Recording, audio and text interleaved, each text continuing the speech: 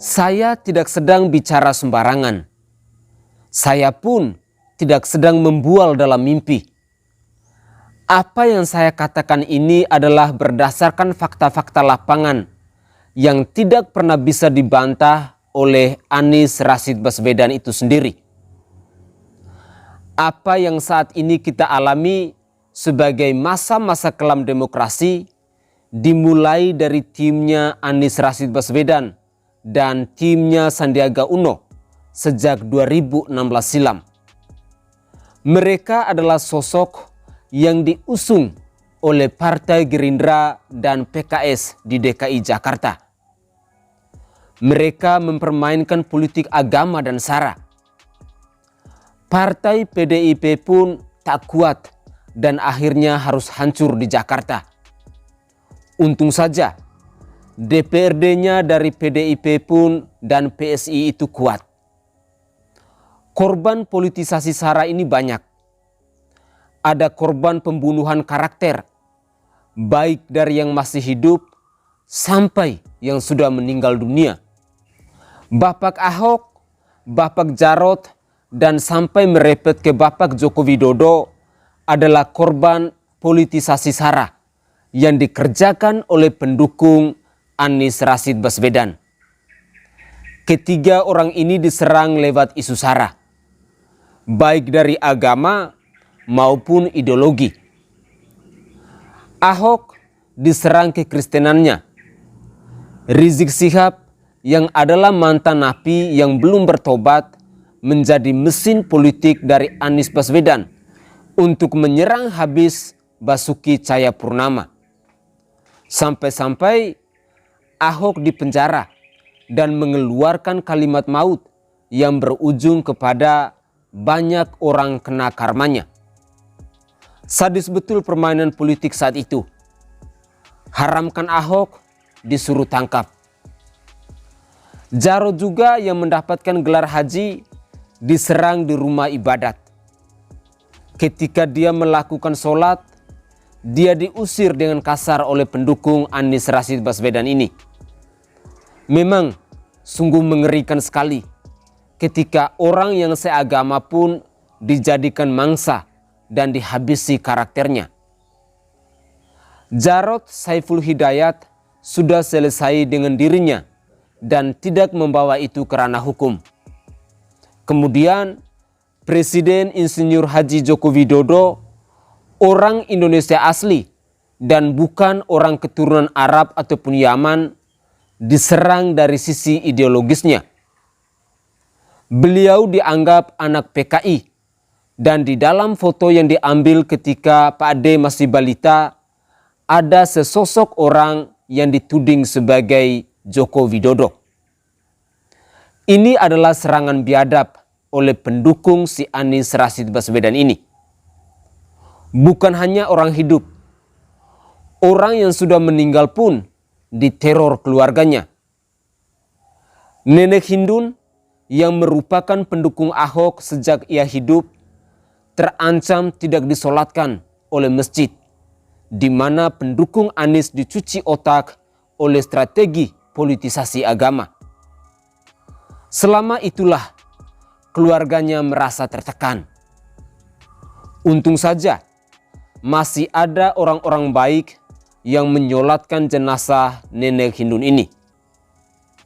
Selama ini kita mengetahui bahwa strategi macam ini dilakukan oleh para pendukungnya Anies Baswedan ini.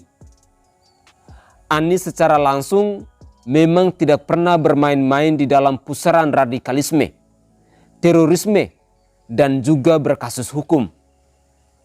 Saya pun percaya bahwa Anies Rashid Baswedan ini memang licik. Dia punya banyak tangan untuk menghancurkan lawan politiknya dengan menghalalkan segala cara. Tapi buat saya, orang ini adalah sangat berbahaya jika dibiarkan melanglang buana di dunia Indonesia ini. PDIP harusnya paham betul dengan mencalonkan Puan Maharani, dia akan jadi sasaran empuk dari pendukung Anies Rashid Baswedan yang akan menghalalkan segala cara. Saya kira PDIP harusnya cukup cerdas dan gak bodoh untuk mencalonkan Puan Maharani itu sendiri. Meskipun bisa menjual status keturunan Soekarno, namun tetap saja akan kalah saing jika disandingkan dengan keturunan Yaman. Nggak usah kita bicara soal keturunan di sini. Presiden Joko Widodo saja sudah membuktikan bahwa pemimpin itu nggak harus keturunan Soekarno ataupun memiliki backing militer. Saya yakin PDIP bisa cari tokoh penerus Joko Widodo, nggak Puan yang pastinya.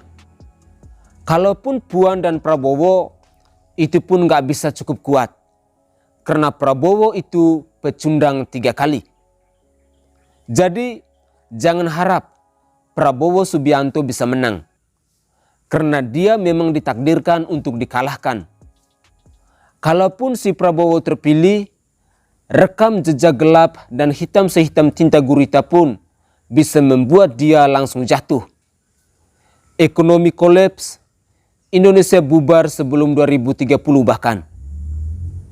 PDIP harusnya paham, salah satu jawaban adalah Ganjar Pranowo dan memasangkannya dengan salah satu pilihan antara tokoh agama lagi atau tokoh militer.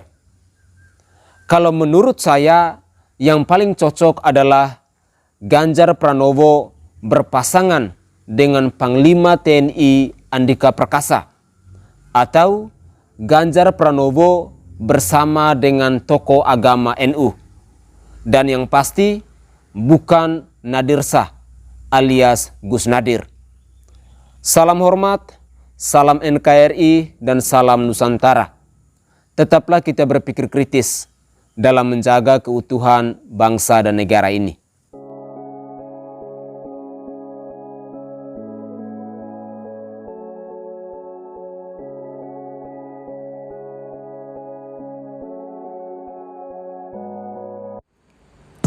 Minyak Prabu merupakan salah satu minyak herbal yang mengandung 81 rempah-rempah asli dan dibuat langsung di Pulau Bali dengan menjamin kebersihannya.